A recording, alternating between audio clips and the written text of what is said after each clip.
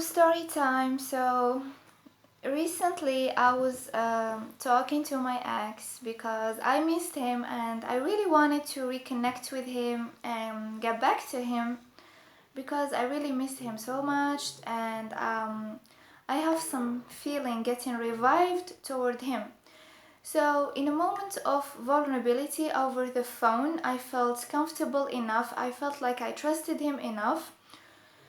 So, I confessed that I have PTSD, and I was talking in general that for this mental illness, having the tenderness of a cat or a dog, of a mother, of a father, having affection is really soothing and healing for people with PTSD.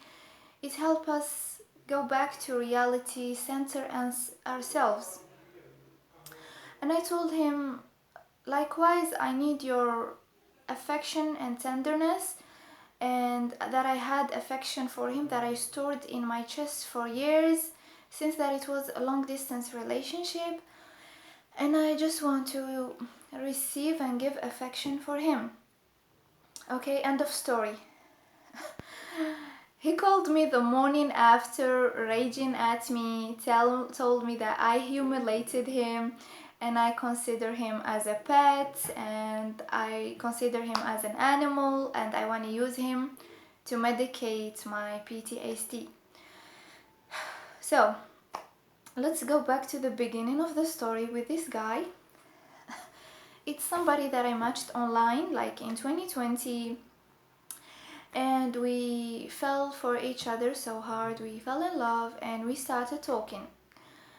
So long story short, we dated on and off for 2 years, from 2020 to 2022.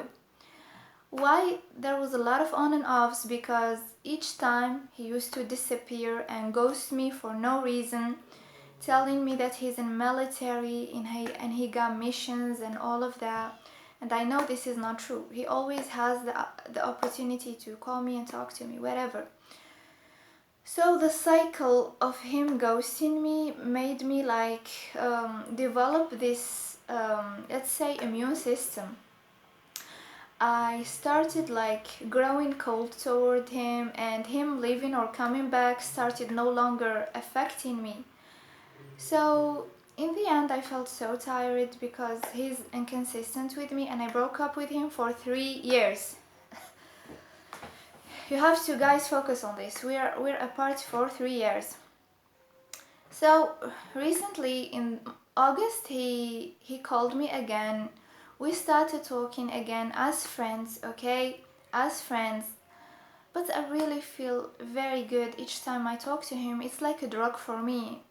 So we started developing these feelings for each other, and I told him that, listen, I cannot do this friendship. We cannot be friends, whether we end it, whether we do not stay friends. So I was like, okay, let me just go back to him so I can have some closure, so I can finally give him hugs and kisses and just give him all the tenderness and the affection that I stored only for him. So yeah, on the phone I was telling him, listen, I'm really in a bad place in my life right now, and I need a lot of affection. And I was shocked by him calling me in the morning, was like, you're humiliating me, you're considering me as a pet, as an animal. You all women start treating me like this because I am a beta male. I am a beta male, I'm not an alpha, and you women consider beta male as your pet. And I was like, oh my god, calm down. I thought that he was completely delusional. Listen guys, I don't believe in this alpha beta stories and sigma male and sigma female, whatever. It's not scientifically correct. It's just pseudoscience. You can never go to a psychologist and a psychiatrist and he'll be like, you're an alpha, oh, you're a beta. That shit does not exist because it's not scientifically proven.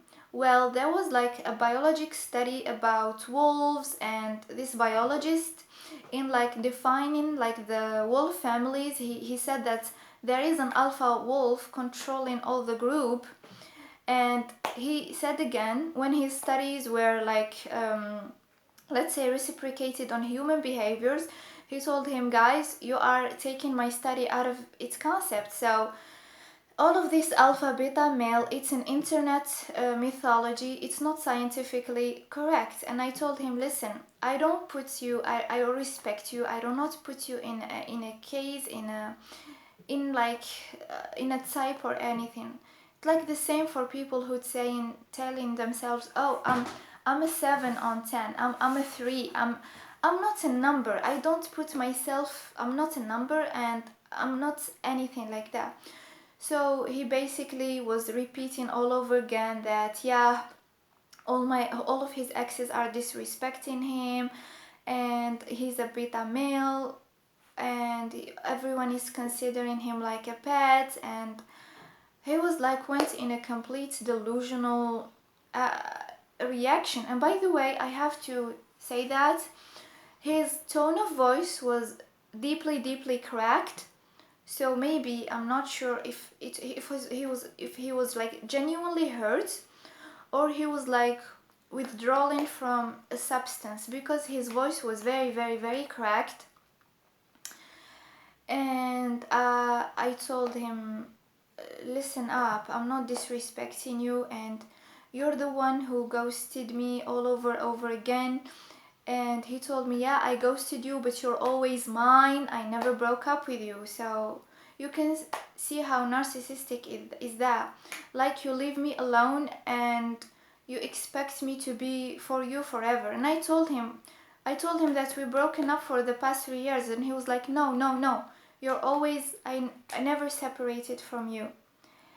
And this is some deep delusional thing. And anyway, I clarified to him again that, listen up, I really don't consider you as a pet, and long story short, I just wanted to give you and receive affection from you.